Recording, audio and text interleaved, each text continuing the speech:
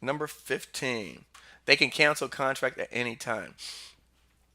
We won a contract down in Florida City.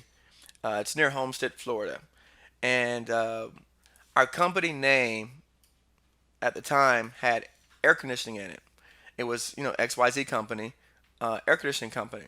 Well, we won a job to install pipes underground, and it was like, I think it was a little about $2.5 million contract with the city, with the city of Florida City. And all you Miami people out there, you know what that is. And for everyone else, just Google it. It's called Florida City, the city of Florida City, which is actually down there near where NASCAR does their race just a few weeks ago. It's on the way before you get to Key West, Florida. So we won a job down there, and it was to install pipes in the ground for the city of Florida City. But because our company name had air conditioning in it, someone protested our bid. What happened? So when they protested our bid, our argument was we had a license that allowed us to do. We had the appropriate state license to install pipes in the ground, which was which we met the minimum requirements.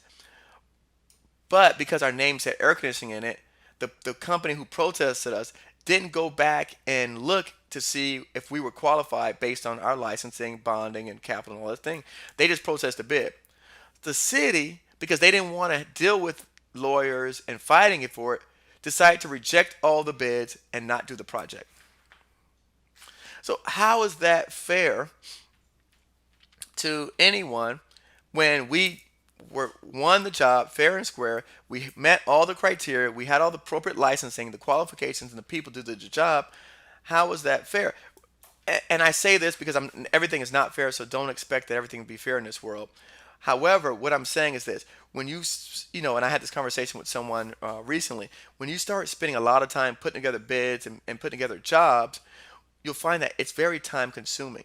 So especially when you start putting together big jobs, so you don't want to go through all that effort of putting together these jobs and the prices and getting and proposals together, spending all that amount of time just to lose it. Not because you didn't do the right thing, you didn't estimate it correctly, but because some agency decided that they didn't want to take on the how they didn't want to take on the challenge of fighting against someone who processed the job.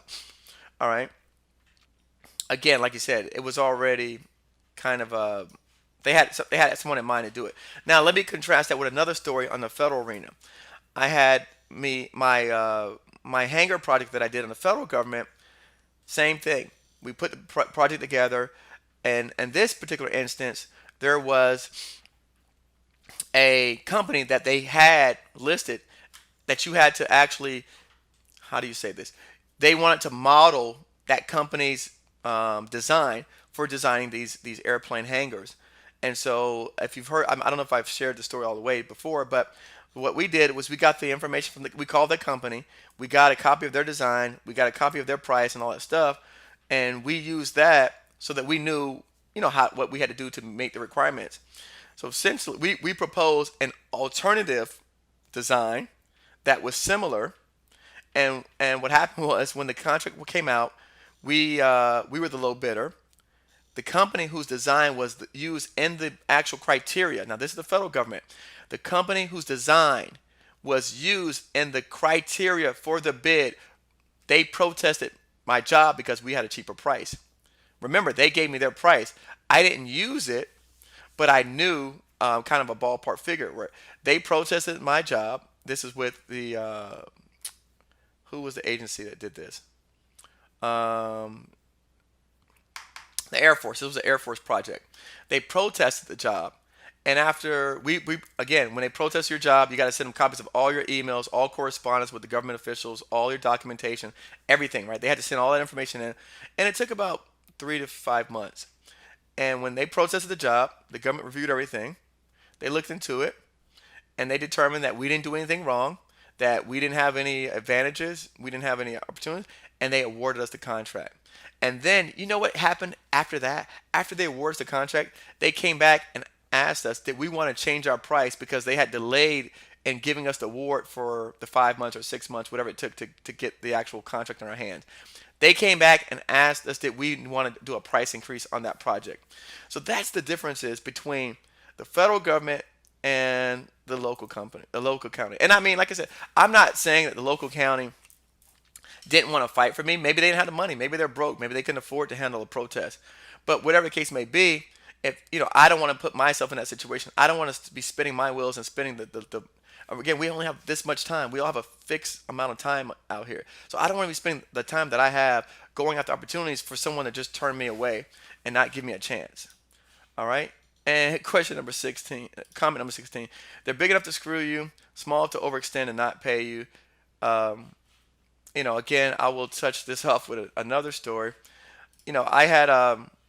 I was working on a contract with a friend of mine where the county gave out, um, they did an addendum that you have to sign, acknowledging an addendum that said you're only to do, say, pages 1, 2, 3, and 4. Even though the documents they provided had 25 pages, they said you only worry about pages 1, 2, 3, and 4.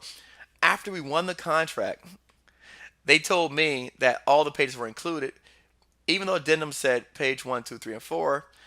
And then they threatened to sue or call their attorneys to sue us or not pay us for the contract because they made a mistake and they want to enforce it.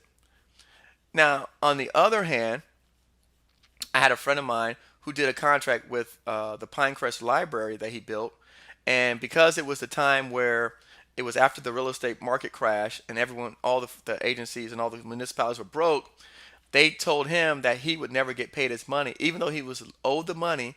He would never get paid because they didn't have the money, and they would tie him up in court with lawyers. So again, they're big enough to take advantage of you and small enough to overextend themselves and not pay you. So, like I said, for me, um, that's more than enough reason to actually go out there and be bothered with those entities and the county workers.